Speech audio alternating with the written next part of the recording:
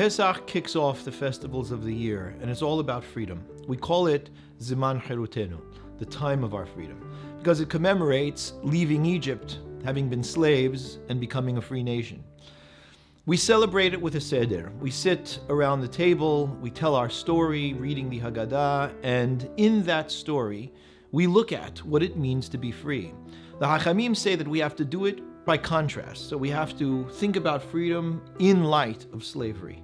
We have to begin the story talking about what it means to be a slave and end talking about what it means to be free.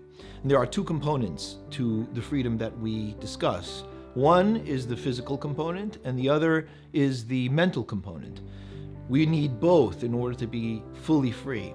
The physical component is that we need to be able to have liberty to do what it is that we want. We can't be locked and stuck in our behaviors if we want to be able to ultimately achieve a free life.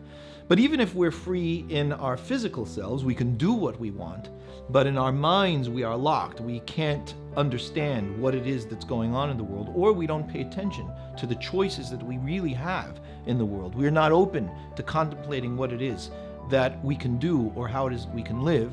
We're also enslaved. And so it's important for us to be able to open our minds to the possibilities of the world. On Pesach night, we talk about both things.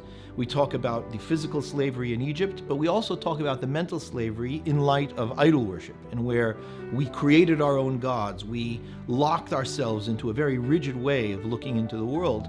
Coming out of that, we open ourselves to the possibilities. We open ourselves to choice.